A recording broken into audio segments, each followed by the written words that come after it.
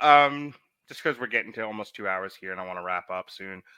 The next one is Damsel, which I sometimes won't watch the critical drinker stuff if I haven't watched the movie. But I think I was bored at work one day, so I ended up watching the video for it, and I went, okay, never mind.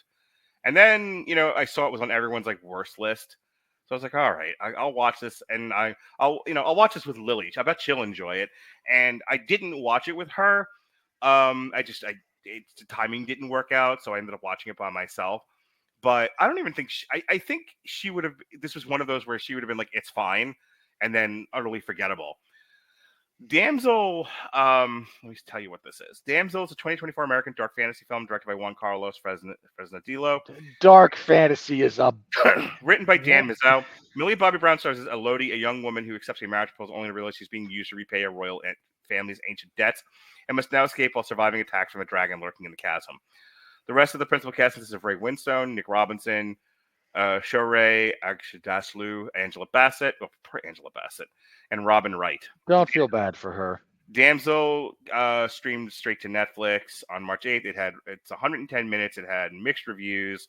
Yada yada yada. It has a 57. I think the highest of all of these. 57 of the. That's because there's a bunch of critics afraid to be honest about it. Let's be very clear about that. 90% of this movie is her running away from this dragon. That's it. So everything that I said about Jennifer Lopez in Atlas applies here once we get out of the CW-esque set design of this royal palace. It was nice of them to just reuse sets from the Willow TV show like that.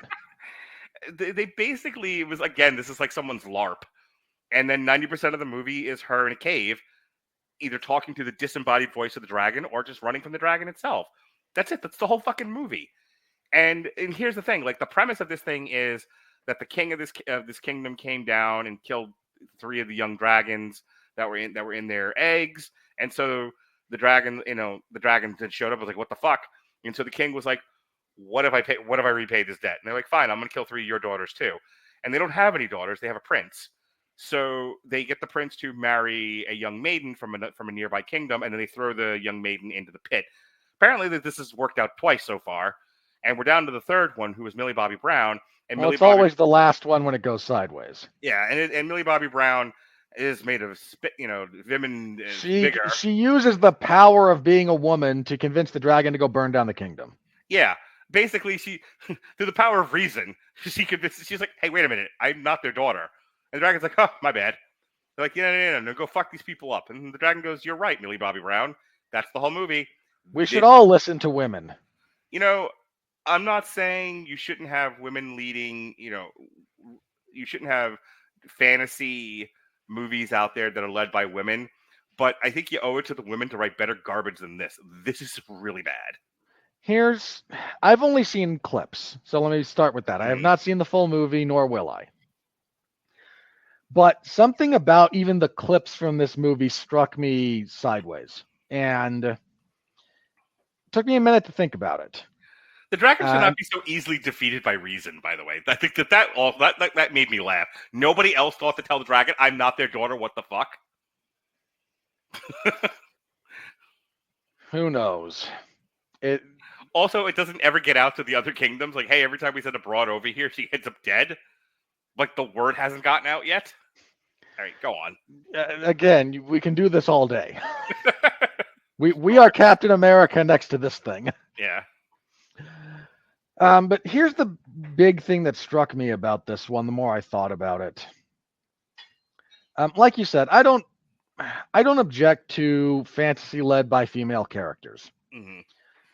I don't even object on some fundamental level to, hey, let's deconstruct a little bit the damsel in distress. I'm not opposed to that. I would prefer it be done well, but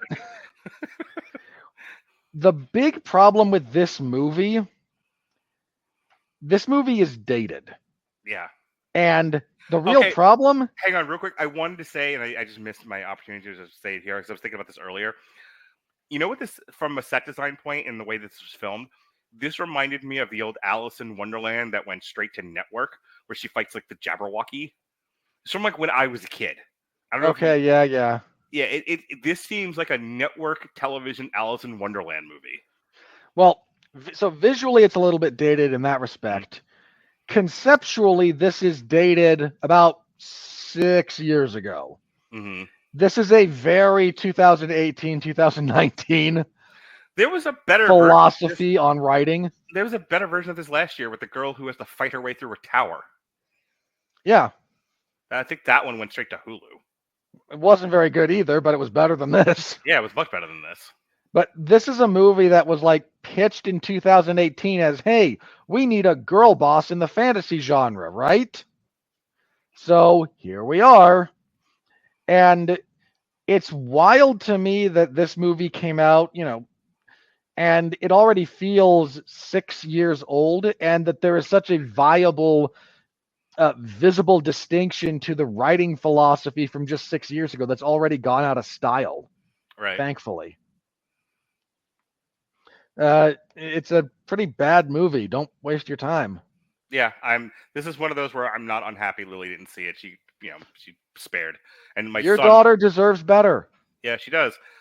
My son would have started a fucking riot. He might have tried to burn down the house.